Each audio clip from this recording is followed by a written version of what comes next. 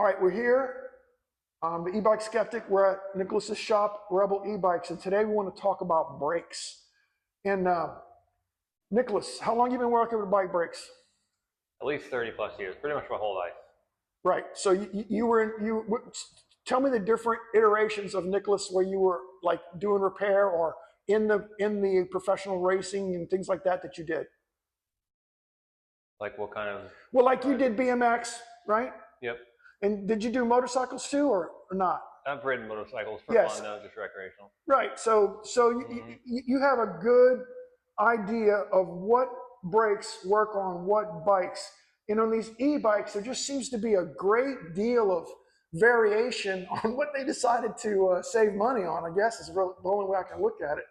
Absolutely.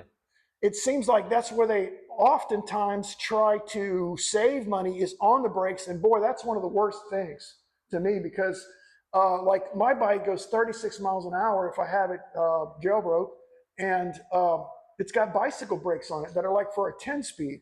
So even though they're hydraulic brakes, and we're going to go into this about what the best kind of brakes are, they still are a little underpowered. And I had a situation, a quality situation really, which is what I'm looking for you for, insight into, there's so many different brake kits that you can get. And man, I need to know what is going to give me the best bang for the buck.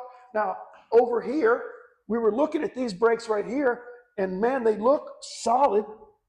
They look really good, but Nicholas tells me they're not the best ones, and he knows what the best ones are. So Nicholas, let's talk about what are the best brakes to have on your e-bike.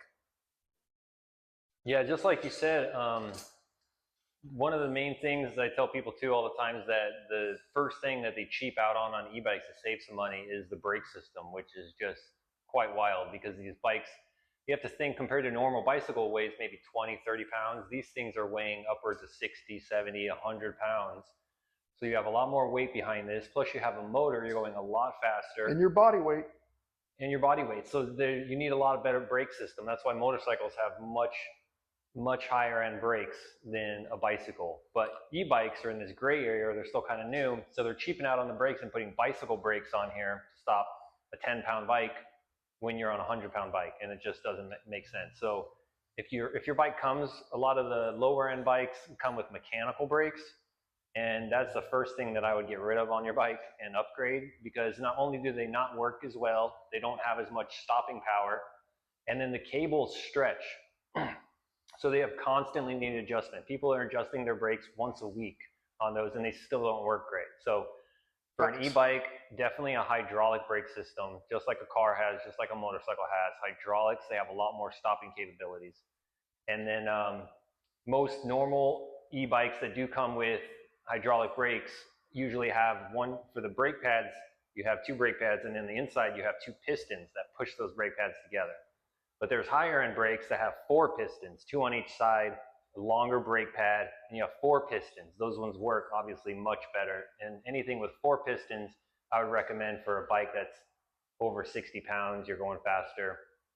And I would start there. There's 1,000 different brands out there, but typically the 4 pistons are already a higher end brand that's making those. So you can get a good 4 piston for a reasonable price and trustworthy, because the cheaper companies don't make them. So you know it's going to be a decent company.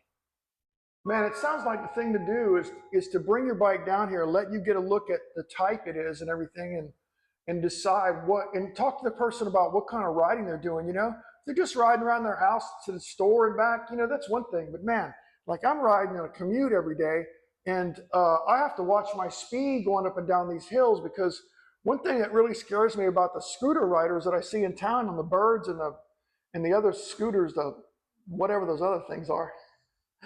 Absolutely. The green ones, what are the green ones?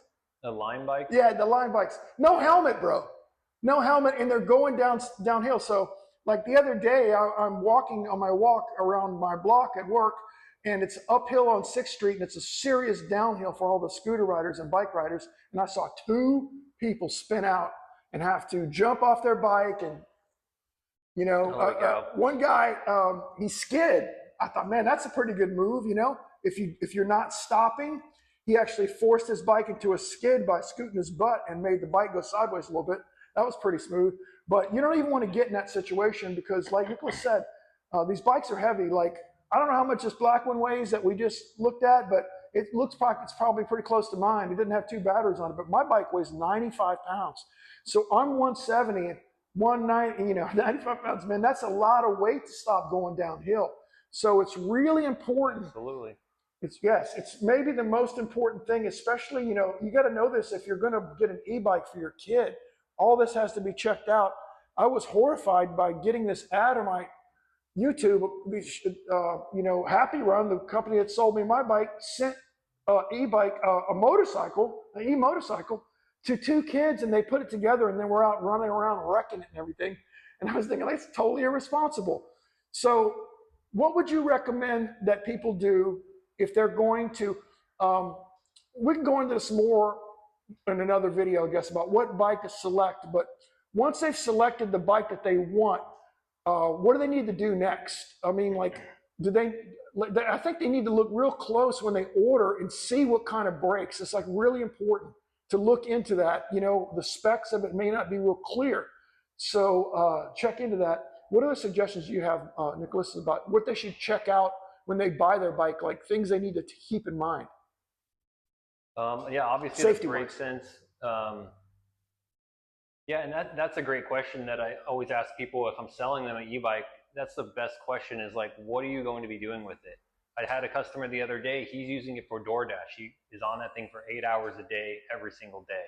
He's going to need some good brakes. There's some people that are commuting 2 blocks to work and they're just cruising and then that's it. That's a different bike for that person. There's some people just use them recreational and ride all around town just to enjoy the day. So there's a lot of different ways that people are using these bikes, and just knowing what the purpose of it is going to help narrow it down to what type of bike, what type of qualities in the bike that you're looking for. There's a lot of people that get like this bike you were showing, called moto style. So it's like a flat seat.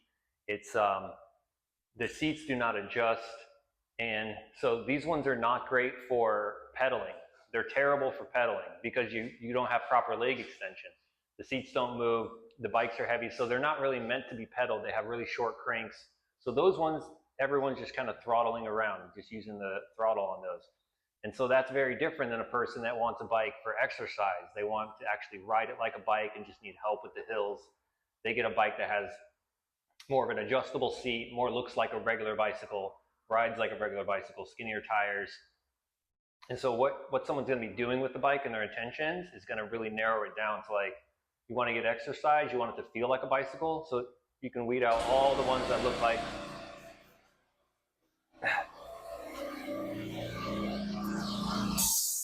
How rude.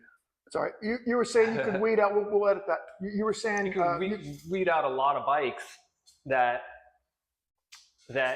aren't going to be useful to you. There's so many bikes on the market, so many companies. There's bikes ranging from $700 to $1,000, and then there are bikes that cost $8,000, $9,000, $10,000. So to know what you're going to be doing with the bike is going to really narrow it down to what you're going to be looking for. That is facts. And these the thing about these style of bikes that Nicholas was talking about, like this one, they claim this range. Like my bike has 2 batteries on it, and it claims an 80-mile range. But man, that's if you're in pedal assist mode 1. Absolutely. And so I always say online, whatever they say the range is, take away 10 from that or 20 from that, because it's not accurate. It's assuming that you're in level 1, you're pedaling, yes. You maybe weigh 100 pounds, you have a tailwind, you're on a flat surface, then yeah, you might get 80 range. But if you're riding and you're going in pedal 5, you're only throttling it, you weigh more than 100 pounds, it's windy out that day, you're going uphill the whole time, maybe you're up 30 miles. So online, they're always putting their best foot forward, trying to say they get the best range. But just like the cars.